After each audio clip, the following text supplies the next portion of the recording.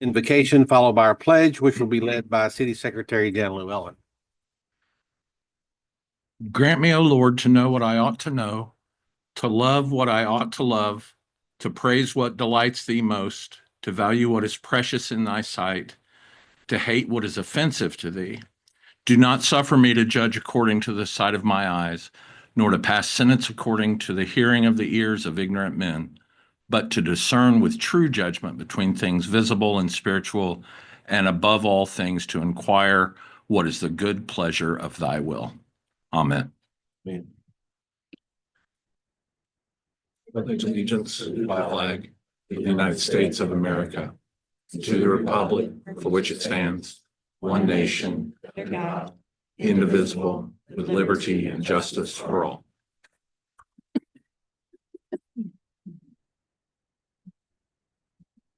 Thank you both.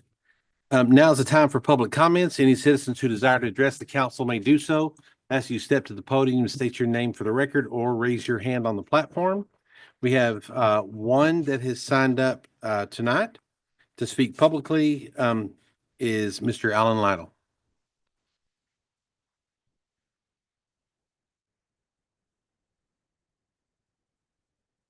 Thank you, Mayor. Thank you, Council. Alan Lytle, I live here in Temple. For those of you who have never seen me before. New guy. I apologize for not being able to make it to the workshop because what I have to say was really for the workshop. I've read through and actually seen the presentation for the Hillcrest Cemetery, and I'm a little concerned about the plans. It's a fantastic plan. Going to spend a lot of money, but it's the connection between Dog Park and Miller's Park through the cemetery has me concerned that we will have dogs and bikers going through, bicycles, not bikers, but bicycles going through the cemetery, even when there's services going on. Really would not like to have that pathway joined together with these two amenities. Also had a curious question that I didn't get to ask there is, we're going to spend, if we approve the plan, I don't know if you did or not, but if you do, it's going to spend an awful lot of money. And do people really go to visit their loved ones at that cemetery that often? Thank you. Yeah, thank you. We talked about a lot of stuff. It might have been best with those kind of questions. It might have been best that you did miss it because there were there was a lot. There was a lot. So, yeah, well, the discussion was good. Anybody on the virtual platform for that? Okay. Thank you, Mr. Lytle. We always appreciate your thoughts. Next item is to receive the annual comprehensive financial report for fiscal year ending September 30th, 2024. Ms. Bernard. Yes, thank you, Mayor and Council. According to the city charter of the City of Temple, an annual independent audit is required to be made of the financial records of the city by a certified public accountant selected by the City Council. The City of Temple engaged the firm of Brockway, Gershbach, Franklin, and Niemeyer. And tonight, Mr. Stephen Niemeyer is here to present the annual comprehensive financial report. Mr. Niemeyer.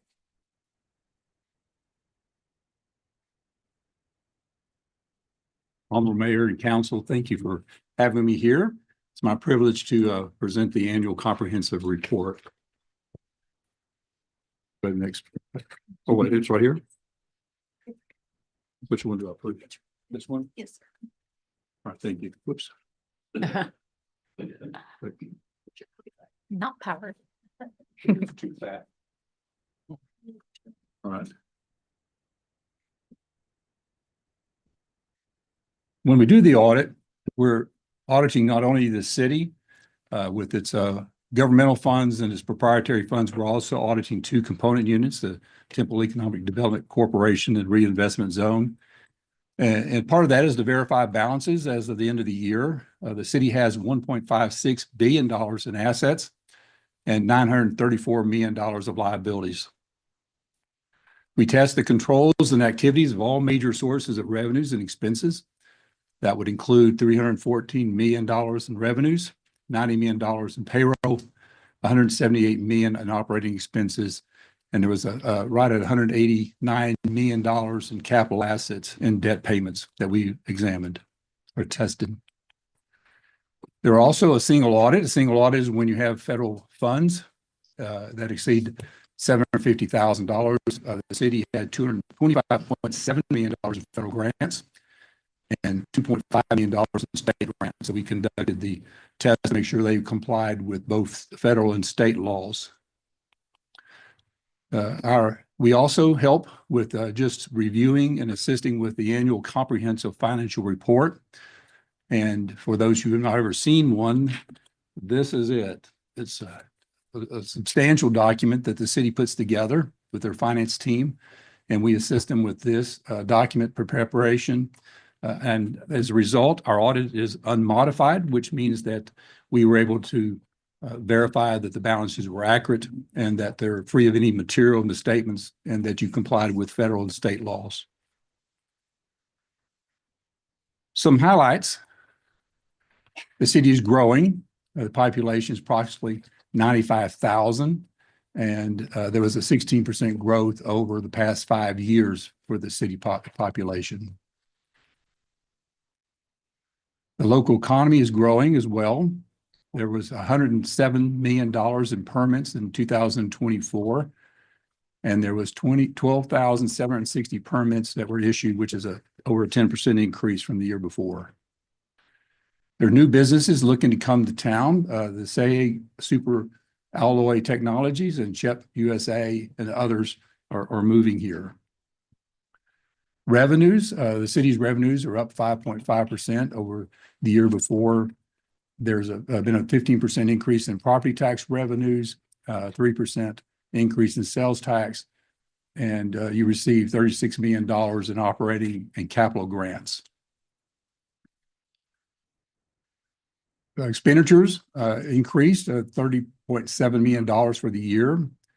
Water and sewer expenses increased $2.6 million. And the bottom line is the revenues exceeded the expenses for the current year, $26.3 million, which included $5.8 million in contributed infrastructure. Now, these highlights include, again, not only the city, but also the component units.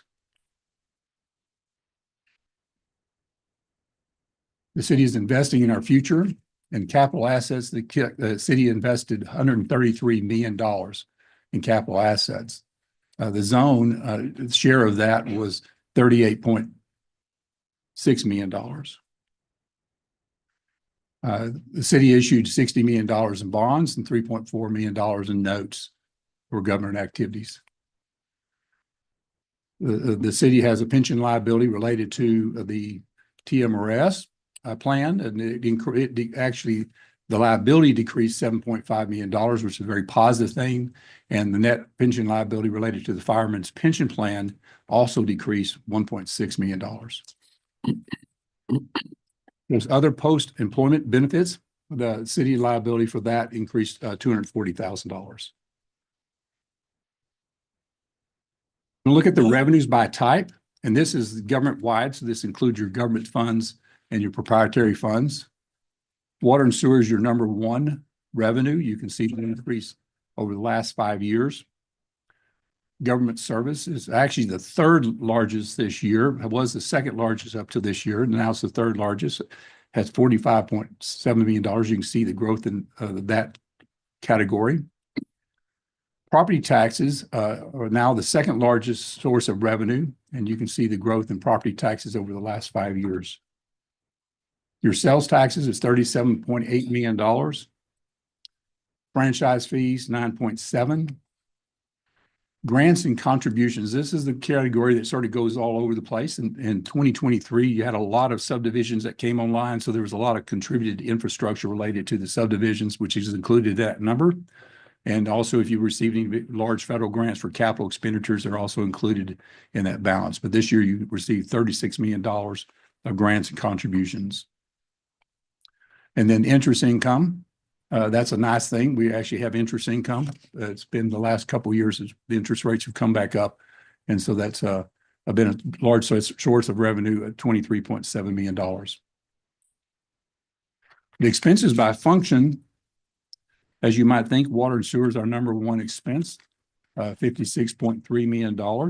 And you can see the growth very similar to what the revenues did with water and sewer. Public safety is the second largest expense at $53.2 million. General government, $33 million. Cultural and leisure, $24.1 million. And then highways and streets, hard for me to read that from here. I think it's $21 million. And then sanitation at 19 million and all other $22 million. So you can see the growth in the city is also corresponding with the growth in the expenses as well. The net position of the city is we like their equity, and there's three major components we'll look at. The first one is unrestricted funds, and you can see the unrestricted funds at $16.9 million. It's relatively a very small category.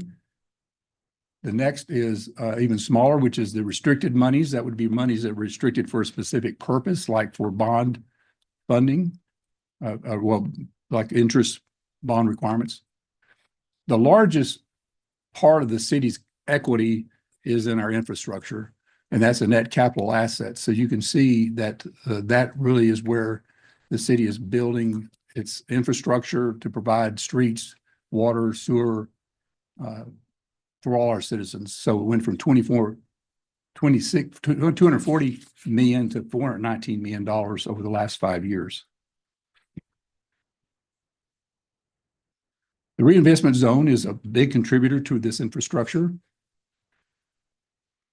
And this is the land that the reinvestment zone owns. You can see not a whole lot of change in the activity. That's the total amount of land that the zone holds. It's $25 million.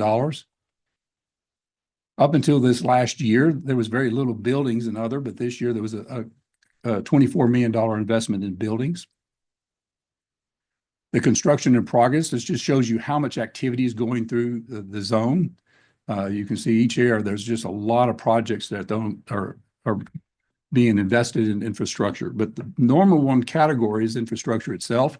And you can see how much infrastructure is being funded by the zone.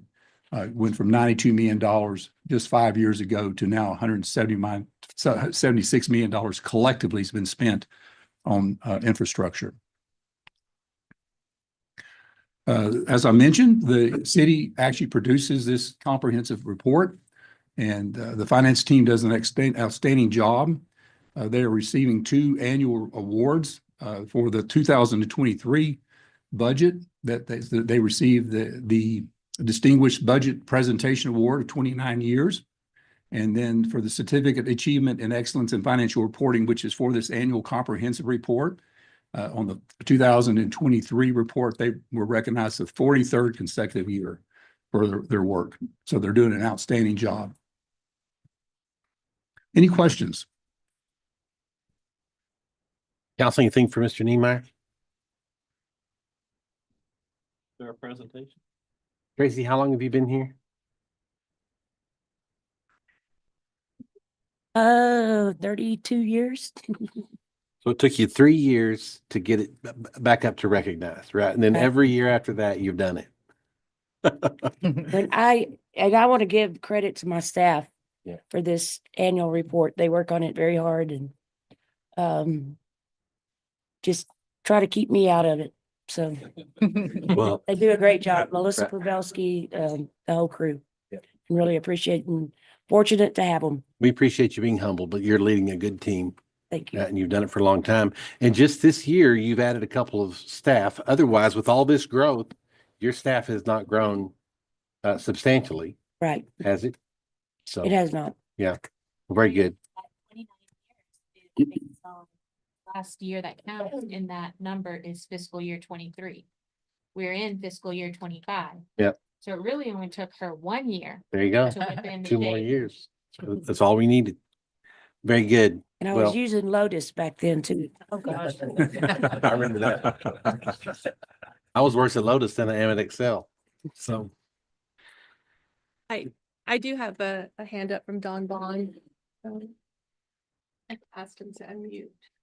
I think that's probably an error. You think so? Yeah. That is an error. I apologize. Thanks.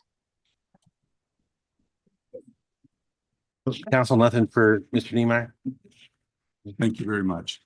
Steve, we always appreciate your good work and we also appreciate how thorough it is in so few slides. You paint a good picture and we very much appreciate that. It is growing. Yes, sir. It is. Yep. Yeah, I think that's probably what everybody can take from this presentation. The city's growing and we pretty much have control of it. Pretty much. So very good. Thank you. All right.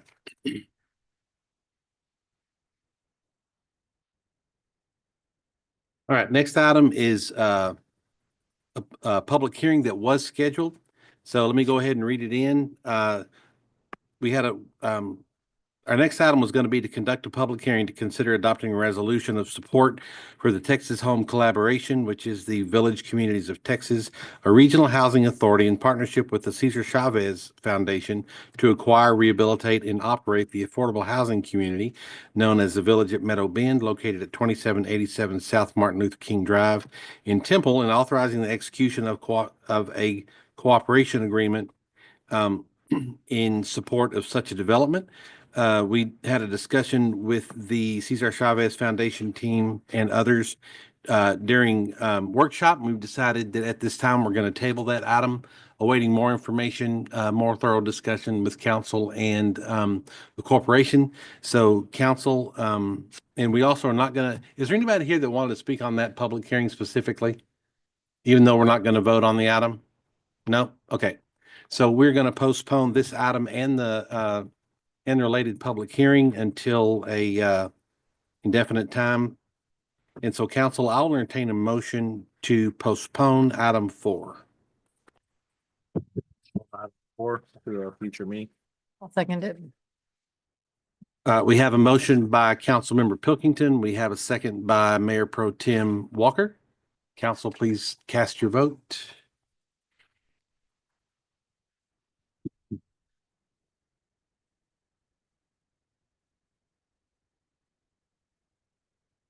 I've got a dead screen up here. Was everybody else able to? So I'll vote. What am I missing here? Turn it off. I didn't turn it off. Speaking of Excel, here we go. Okay, there we go. All right. Item 4 to postpone passes 4 votes to 0. Thank you for Moving- the additional time. Sorry, we didn't have everything. Oh, no, that's fine. That's fine. We'll get it worked out. It's an important item and we'll handle it appropriately. Next item is a couple of special recognitions. First, we would like to recognize the Temple Public Library for receiving the Texas Municipal Library Directors Association 2024 Achievement of Excellence in Libraries Award. Thank you, Mayor and Oh, Council. there you are. Tonight, I am honored to take a moment to recognize the incredible work of the Temple Public Library and our team. Our library has recently been awarded the 2024 Achievement of Library Excellence Award from the Texas Municipal Library Directors Association, an honor that was only given to 102 out of 542 public libraries in the state of Texas. This award reflects the dedication of our library team to go above and beyond in serving our community. To earn this recognition, the library demonstrated excellence in areas like innovation, marketing, literacy support, digital inclusion, workforce development, and creating engaging programs for all ages, from early literacy to lifelong learning. They also made intentional efforts to reach underserved populations and providing meaningful cultural, educational, and topical programs. The Temple Public Library is not just a place to check out books. It is a place where people connect, learn, and grow. We're incredibly proud of the work they do every day to make our city a better, more informed, and more connected community. Please join me in congratulating the entire Temple Public Library team on this well-deserved recognition. And with that, I would like our team to come up to the front, please.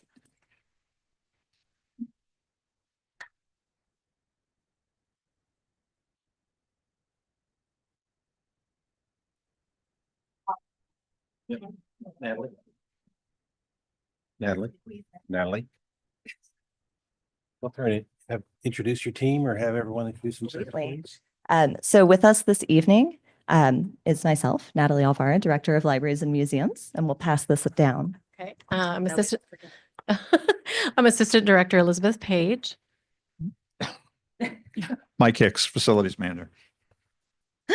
Cassie Rodriguez, Outreach Coordinator.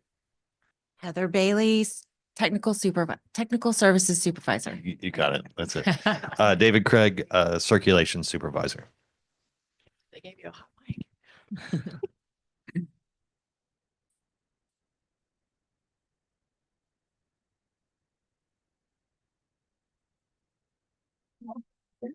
Thank you all so much for the work that you did you can take that with you, yeah, for this award. And thank you for letting us take the time to recognize the team. Thank you.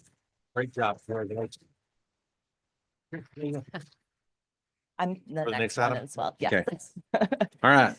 So for this next item, I would like to invite the Temple Railroad and Heritage Museum Foundation Board to come up to the front, as well as our Temple Museum staff. So Elizabeth, would you come back on up as well? And Mike, do you want to come back on up as well? Yeah, let me, We are a dual department, Natalie, so we are the yeah. libraries and museums. let's keep it official. Let me read it in. Yes. The next item, as Natalie has already said, is to recognize the Temple Railroad and Heritage Museum Foundation Board for their fundraising efforts and donation for a trackless train. Yes, sir. My apologies. Thank No, you. no, that's fine. So we wanted to take a moment to say thank you to the members of the Temple Railroad and Heritage Museum Foundation Board. It's a very long name. It's a lovely name. For providing us with the funds in order to purchase a trackless train for the Temple Railroad and Heritage Museum. And with that, our board president would like to say a few words as well. Well, thank you for letting us be here. It's a real honor to donate this to the museum. We'd also like to thank some of the people that made this possible, the Springer Foundation, McLean Group, Aztec Pet Hospital, and Lingfield Lumberyard. So if Bruce is a good boy, we'll let him drive the train. Don't do that. But seriously, a lot of people put a lot of effort into this. And of course, being a fundraising foundation, if anybody else would like to donate to the train, there's always the opportunity. You can look at our website. But it's a real honor to do this. The museum for a long time has had a lot of neat things, but this is going to make it even neater for the kids. And the museum is just going gangbusters right now. And you've got two great people here. Little did we know that when the museum went to the library, what a hit that would be. And Brent, kudos on that decision. But anyway, it's our pleasure to donate the trackless train to the museum.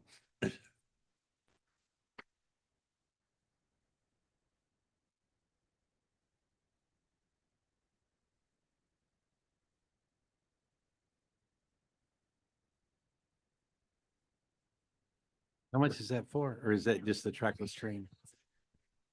Very good. Thank you. Yep. I know, right? Thank you. Can't handle him. I know. Good to see you. Thank you. All right, very good. And thank you. You know, Temple is such a, has such a rich history in the railroad, business. So thank y'all for keeping that alive. Absolutely. The Stevens, the Erskines, the Amoses, it's a great group of folks you got there. Yep. Thank y'all. All right. Chugging right along is the consent agenda. All items listed under this section of the consent agenda are considered to be routine by the city council and may be enacted in one motion. If discussion is desired by the council on any item, that item can be removed from the consent agenda and considered separately. During workshop, council, we discussed this and nothing needs to be pulled. Has that changed? Everybody's okay? All right, then council, at this time, I'll entertain a motion for approval on items 7A through 7O. I'll make a motion to approve items A through 7O on the consent agenda. Second. We have a motion by Mayor Pro Tem Walker. We have a second by Councilmember Grant. Council, please cast your vote. The consent agenda passes 4 votes to 0. Moving on to the regular agenda. This is the first reading and a public hearing to consider adopting an ordinance authorizing a rezoning from from agriculture and ag with conditional use permit for 2 RV spaces to planned development multifamily 1 in neighborhood service with a site development plan on 19.89 plus or minus acres located in the Baldwin Robertson Survey, abstract number 17, City of Temple, Bell County, Texas, addressed as 8570 Prairie View Road, 1814 Split Pea Road, and 1900 North Pea Ridge. Mr. Chandler. Yes, good evening, Mayor and Council. And as you all recall, this was tabled at the December 19th meeting to get a little bit more information and let the developer put together a little more detailed site plan, which I'll go over shortly. And you can see this is the property. It's just under 20 acres. It's on a remnant of the old alignment of North Pea Ridge Road. And so it's aptly named Split Pea Road now. And so you could see on the kind of land use plan for the development on the right that 3 to 5 acres would be the range of neighborhood service shown in red, and the remainder, 15 to 17 acres, would be multifamily 1. However, the developer is intending to do townhomes. This is the same developer that is currently developing the property to the north. It's called the Northridge Townhouses. There are some differences, which I'll point out along the way. But the multifamily 1 would also allow duplexes, triplexes, fourplexes, in addition to townhomes and single family. So multifamily 1 does allow a density up to 15 dwelling units per acre, but they're agreeing to limit that to 12. And so that would result in a maximum of 204 dwelling units for the entire development. And then a plan development condition is proposed to limit height along the north, south, and west boundaries to 2 stories. And once again, we'll show you in a little bit what that looks like. So just looking at the site, these images show you that includes a house that's really in disrepair on the property currently. And then starting the top left, picture 1, and you can see on the right where these pictures are located. But yeah, just the surrounding properties are kind of larger, generally larger acreage, residential. And then, of course, the property to the north, those are the townhomes that I mentioned that the developer for this property is also currently developing. And of course, the current zoning is agriculture. And you can see there's agriculture to the west, single family 2 to the northwest. The plan development multifamily 1 from 2022, that's the Northridge townhomes. And then to the east, general retail with conditional use permit for restaurant alcohol consumption. And so the frontage for this property, and this would be the future neighborhood service, is along Prairie View Road, but also Split Pea Road, which is one of the first one is minor arterial. Split Pea is still on the thoroughfare plan as a community collector. As you all may recall, North Pea Ridge improvements have been completed, and the realignment as part of that also includes a 8-foot sidewalk on one side of the street. The 204 dwelling units requires 3 subdivision entrances or 2 alternative design entrances, so widened to 41 feet. And the planned development would require a connection to Augustus Drive, that hammerhead that you can see just to the north, connecting Adelaide Drive to North Pea Ridge. And so looking at the utilities and drainage, water is available along street frontage, Split Pea, but also Prairie View. Sewer is available to the east along Pea Ridge, and so an extension would be required at the developer's expense, and the capacity will have to be upgraded. And so the development team is certainly aware of this. In terms of drainage, stormwater runoff issues that have been identified to the west would have to be addressed with the plat. And so looking at our future land use plan within the 2020 comp plan, this area is identified as residential and neighborhood service. You can see really this entire area has that designation. And that includes neighborhood serving retail, no drive-throughs, single family detached, traditional single family homes, but also townhomes. The multifamily one would allow a variety of residential options, including townhomes and duplexes, triplexes, et cetera. A multifamily site plan would have to come back. Developers agreed to that if they do something other than townhouses, just traditional multifamily, which is allowed, but to review the site plan, that would you would have an opportunity to do that. Once again, the developer does not intend to do this, just want to have that flexibility depending on potential market changes. And so the newspaper printed notice on November 21st, and then after tabling, it was reprinted on February 21st of this year.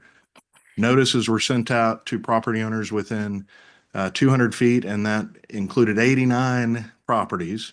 We received 4 of those and 1 in favor, representing 3 properties. Of course, that is the developer to the north, who is the same developer here, 2 in opposition, and then 1 opposed to multifamily, but otherwise in favor. The Development Review Committee did review this on October 21st.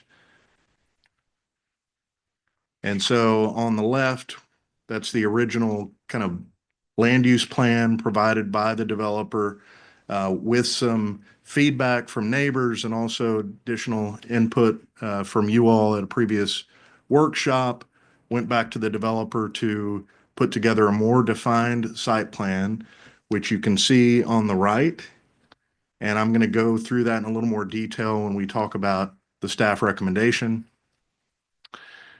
which is approval with conditions, and they're lengthy conditions because this is a somewhat complicated project. At the December 3rd Planning and Zoning Commission meeting, they recommended unanimous approval, 6-0. And let me go over the conditions. So first, just the general conditions applying to the overall development. And so you can kind of follow along with corresponding numbers on the site plan to the right. Compliance with the development and site plan. This would be a binding site plan with the allowance of minor modifications to be approved administratively. This is consistent with our plan development ordinance. They would have to get a subdivision plat approved. They would have to provide 5-foot sidewalks along Split Pea Road. The detailed site plan, including building elevations, would go through the Development Review Committee process. However, once again, if traditional multifamily were proposed, then that would come back to Planning and Zoning Commission and City Council. Number 5 up there, relocating the dumpster from the development to the north. There were some issues identified by neighbors surrounding that dumpster. And so we've worked with them and addressed complaints. Developer has agreed to relocate that dumpster very close to the current development, but away from neighbors here. And also the sidewalks and what is shown here, just potential sidewalk locations, but meeting the criteria of connecting to existing public sidewalks along Prairie View and Split Pea Road, also connecting to retail and parks. And so park land and drainage would be accommodated. The lower left-hand corner, that's number 7. It would be maintained by an HOA, homeowners association. And then in terms of conditions related to neighborhood service, the main one to point out, in addition to just landscaping and meeting the the 3 to 5, 5 acre maximum for neighborhood service is that buffering and screening would exceed our general standards in the Unified Development Code, whereas they could just put up an 8-foot privacy fence, wood privacy fence. We know that's not necessarily the best form of screening. What they've agreed to do is provide an 8-foot tall concrete or masonry concrete fence, kind of precast concrete, which is maintained, low maintenance. It's low maintenance and does prevents light from getting through. Related to headlights, shining in on neighbors, that sort of thing. But also supplementing that with trees along the west side of the neighborhood service lot, where you can see that to the left, or excuse me, to the right. And then looking at the rest of it, the 15 to 17 acres that makes up the multifamily 1 section, in addition to just the overall compliance with MF1 standards, limiting that density to 12 units per acre, having a variety of building elevations and colors, those being reviewed by the Development Review Committee, minimum lot widths of 25 feet, parking ratios of 2.5 spaces per unit. So two spaces would be accommodated on each unit, and then they would have some overflow parking that would be addressed also in the next phase through the Development Review Committee process. Driveways and parking would be limited to just over half of the frontage of the lot. So at 52%. So that's an 18-foot drive on a 35-foot wide lot, or 13-foot drive on a 25-foot wide lot. That's just to ensure it's just not concrete. It's broken up by green space and front yard.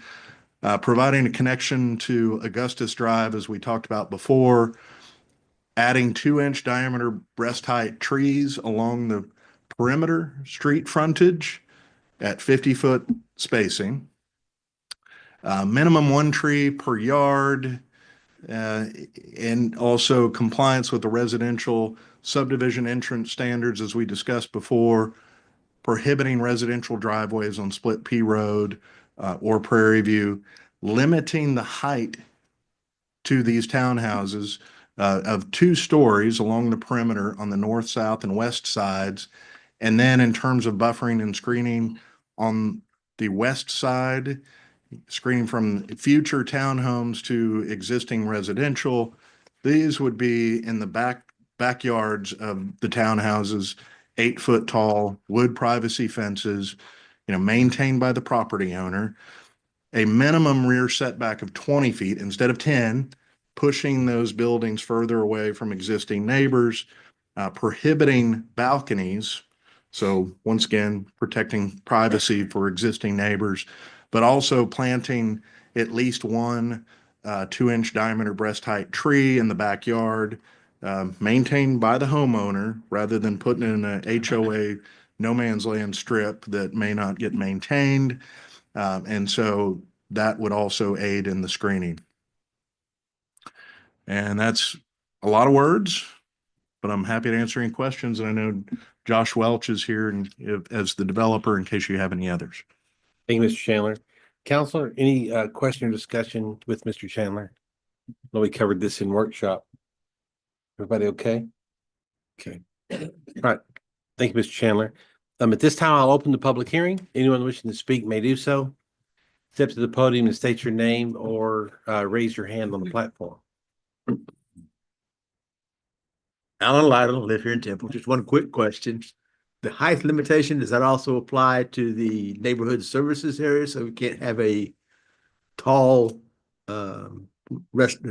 restaurant, retail store, whatever, so we won't have lights going over the 8-foot fence? Great question. The lighting itself would have to be screened to prevent light trespass. But in terms of buildings over 2 stories, neighborhood service, Cheryl, already limits to a certain height. Okay. Josh? Off my head, I don't Okay, so if you'd like to add a condition limiting the height of the neighborhood service to 2 stories, might be a good idea. Okay, Good question, Mr. Lytle. all right, very good. But the lights would have a shield on them to prevent trespass. You said that, so. Yes, and we often put that as a condition, and there are times where it's kind of helpful to have it reinforcing that section of the code because it kind of gets buried. Okay. Wouldn't hurt to add that as a condition too. I was looking at you as you were speaking. Did you put a chart up there as to what is allowed in neighborhood services? You know what? Was that there? I don't remember seeing it. But- Well, And the reason so why I I think ask it's is, in my, you know, you maybe would it- think that probably, even if there was a 2-story structure on the neighborhood services, it seems like it would probably be office or something like that. But, you know, maybe Right. not. no, very, very true. And so neighborhood service. Meaning it'll be closed after 5 people or, you know, 7, whatever, people wouldn't be leering from office windows. That's right. I mean, so neighborhood service, you know, that's your, you know, your convenience store with Right. no gas pumps. Right. I mean, Right. those Typically one tend to be story single stuff. story, but yes, Okay, very true. all right. Very good. Anybody else in the public hearing? Yes, sir, please step up to the microphone. State your name for us, please. You bet. My name is Robert Malsbury and Mr. Mayor and members of the council. I have been a resident of Temple almost 75 years, and we've lived on North Pea Ridge Road for 45 years. And you're probably thinking it's going, oh boy, this old guy's going to complain. I love to see Temple grow. And I lived here all my life, north side of Temple, and TJ Cloud that developed the area where we lived, developer lived right over the back fence from me. It started Cloud Construction. What I love Temple. My great grandfather came here in 1890. He was the first dentist in Temple. And but a lot of things we've been seeing around us, a lot of things are great. Boy, I love the sidewalks. But when I started seeing, especially it has to do with the 19 acres here, I think this guy's getting off on something else. But I didn't see any green space. I didn't see any little neighborhood park like in North Temple. In 5 minutes, I could walk to 2 little parks, had playground stuff. We'd play football, and it helped the sense of community. Yes, sir.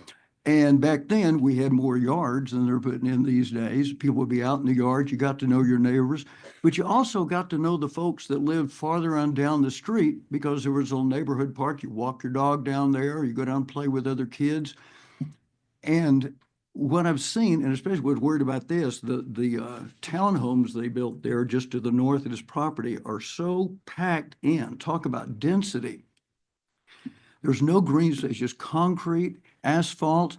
And I think those people are just going to stay cooped up. Where's the sense of community? And I'm very social, and I meet all kinds of people walking down the sidewalk, great people, and they just walk down, so turn around and go back. And, you know, I've talked to them. I said, boy, I wish there was a little neighborhood park where everybody could walk their dog or ride their bicycles on the nice sidewalks. And Temple has great, large, the ball fields, the soccer fields are incredible. Parks and Recreation's got to be the best in the country. But boy, I wish, and when we saw that they built these townhomes, if anybody's gone in to see them, they're the Northridge, they are so dense, so packed, and we were worried, oh my gosh, is the rest of that 19 acres just going to be everybody packed in? And we all need open space. We need, if we're walking our dogs or, you know, going for a bicycle ride or whatever, you like something open. And I wish the city would have required some of the developers to say, you can build 1,500, 2,000 houses, but we need a little neighborhood park here, you know, where the folks can, you know, have a place to go and meet their neighbors and all. So this is just concerned about that. I thought, oh no, if those townhouses that are so packed there and they don't vary in color, I saw that in the requirement. So you have the monotony. It is very monotonous. Oh my gosh, they told me they're going to put 19 more acres of that. The new information here helps a little bit knowing, but Your wish is about to be granted. sir, Let Mr. Chandler speak to Okay. the park issue. And I'm going to keep it short and let the developer speak because he can speak more directly to what they're proposing. But I can say that the Northridge Townhomes, there's a park that I guess has not been developed yet on Pea Ridge. And this one too, in the southwestern corner, it's labeled as park and / drainage. It's going to combine both, which we don't typically allow for a public park, but it'd be a private park Mhm. and maintained by an HOA, and I'm sure they would make sure that it's maintained well. Amy, But, could you go to the site plan that is shown in the first condition slide? One more there. There you go. There you go. Yes, sir. If you Number could see 7 there. The Right, lower, it looks pretty tiny, uh, but about probably a half acre. yeah, I was thinking more, if you've seen North Temple, TJ Cloud knew how to set up a community. Yeah. And, you know, I just wanted to speak my piece as someone that loves the community. And gosh, I just wish there was something where people can sit on a bench or something where their dog can talk, but now they're just on the sidewalk. When it gets to summertime, they don't do that because the sidewalk's too hot for the dog, but there's no place to take them. So, thank you very much for your time, for listening to somebody who's an old sentimentalist, okay? But we'd really love to see some more open area. Thank you. What we expected was we love to see Temple grow, Mr. Malsbury. What I expected was we love to see Temple grow. That's what you started with, but not in my yard, right? Not back behind me. That's what we normally hear. So thank you. No, that's great. Yes, sir. Yes, sir. I understand. You bet. Thank you. Thank you. If I may. Yes, sir. Josh Welch, John Welch Development, 2002 Rustic Manor, Temple, Texas. So from the first section of the townhomes that we did, just north of here, we've got quite a bit of feedback from several of council members, several neighbors in the neighborhood. And of course, if we've worked on this, I think staff, we've been working on this now for, it seems like 6 months, I think, to finally get here to council. And as you can tell with all the conditions that we've got in here, we've put a lot of thought and planning into it.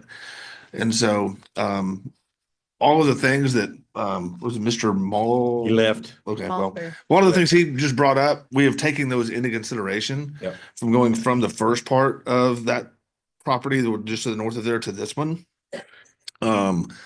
The townhome lots that are planned, and of course, we've got the flexibility in the zoning. So if the market changes, we can possibly do some duplexes or fourplexes or something less dense if the market changes, if we want to.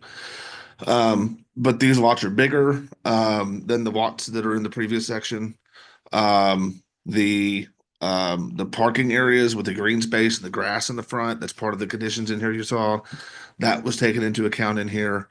We've got requirements because of the parking space requirements we have. You're going to see more off-site parking, off-street parking areas, so other parking areas that aren't just at the individual townhomes or at the individual units. There is a parkland and drainage area there you see on the south side of that cul-de-sac, but there's other ones in there and there'll be some other pocket parks in there too, such as to the north of the neighborhood service tract. You can see an area in there for a pocket park, as well as there along the front where there's going to be possibly an area for some that's a little bit smaller, but some area for some benches and something there along the sidewalks there in the front as well.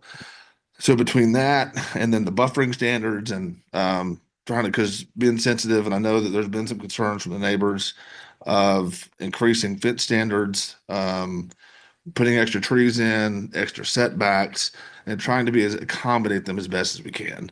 And we've spent a lot of time going through this with staff. Staff's brought up some good ideas, some things we've taken into consideration and done here.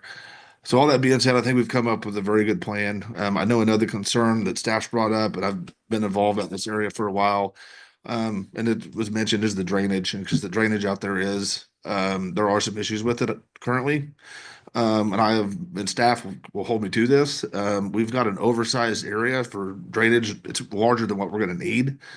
And I have instructed my engineers, when we get to working on the construction plans here, we will purposefully oversize any of our detention areas. So we're actually going to cut down on the runoff coming off of our site. We're not just going to match what's coming off, but we're going to cut it down. So we may not be able to fix all the drainage issues in the area, but at least we can help fix some of what's coming off of our site. So with all that, it's been we put a lot of work into this, and appreciate y'all's consideration, and be happy to answer any other questions you might have. Thank you, Josh. Well, staff has said that you've been very intentional about working on this site to, to get it a more pleasing state for the neighbors and so that's appreciated and recognized. So Appreciate We that. appreciate you taking them into consideration when doing this. Thank you. very good. All right. Yeah, any I just I was looking it up here on neighborhood services, maximum height's 2.5 stories. Thank you. I was just about to say that and you beat me to it. That's great. okay, very good. Anybody else? Public hearing is still open. Nobody? Nobody on the platform? Very good. Then I will close the public hearing, council, on item number 8 and entertain a motion.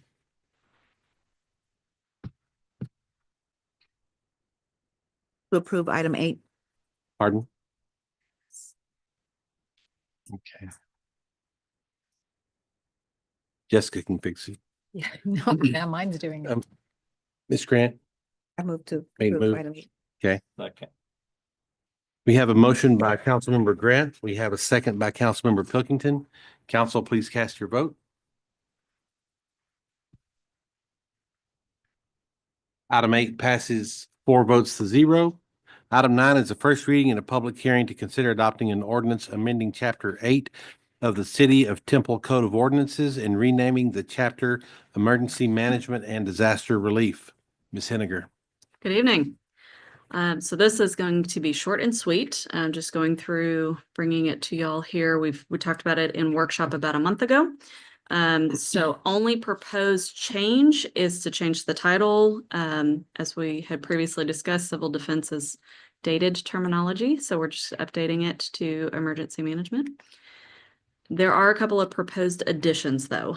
So adding a couple of sections, one to include the verbiage for the mayor being able to declare a disaster, giving you the authority, and then outdoor warning siren information. So for consideration. Very good. Thank you. Council, anything for Ms. Henniger? I love her owl. It's always. My favorite. This item also is subject to a public hearing. Anyone wishing to speak, please do step to the podium or raise your hand. Nothing? Okay, very good. Then I'll close the public hearing and entertain a motion on number 9. Make a motion to approve number 9. Okay. I have a motion by Mayor Pro Tem Walker, a second by Councilmember Pilkington. Council, please cast your vote.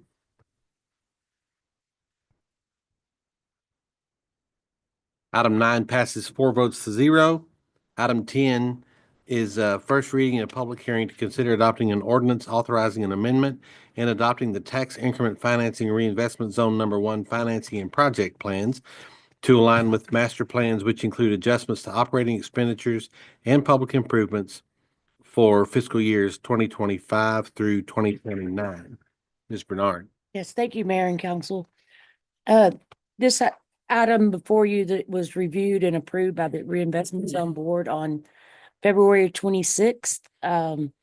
Over the past few weeks, the project and finance committees had met multiple times, reviewing projects for project readiness, reviewing cost estimates, et cetera, in order to align projects with funding. And this is what this amendment does. I'm just going to highlight a few of the items. It applies to years FY 2025 through FY 2029. And just highlight back in December, I think the city council amended the Bell County Annex agreement, adding another year to that. So that made the money that we had for 2025 available for allocation. Also with the project committee discussions, money that was set aside for rail north and south for Site 64 was deferred to a future year. And then one other for 2025 highlight that we did use in 2025, $658,000 of fund balance for a total available funding of 7.7 million.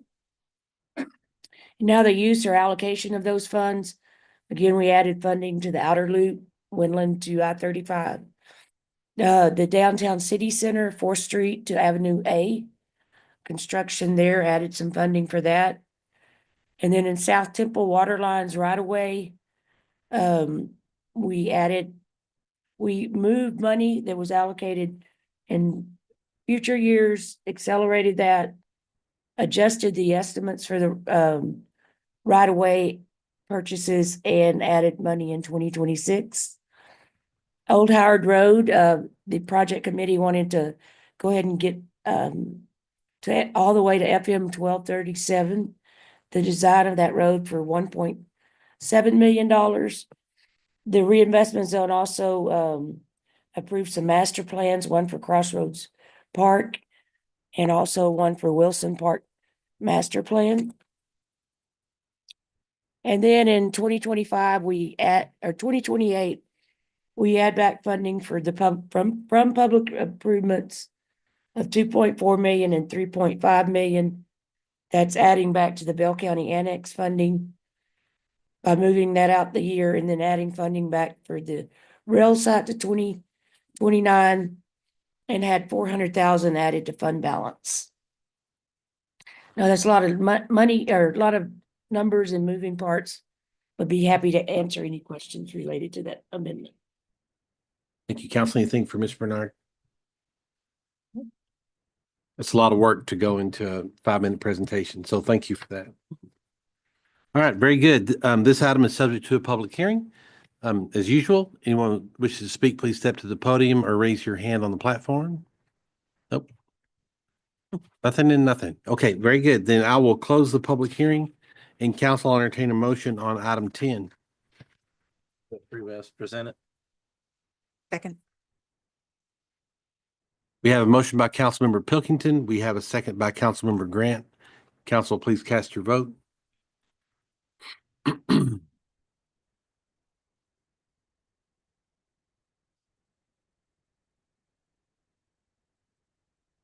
Gov down. Okay. Okay. All right, I'll trust Jana. And item number 10, right, passes 4 votes to 0. It is currently 6 p.m. Thank you all for attending, and this meeting is adjourned.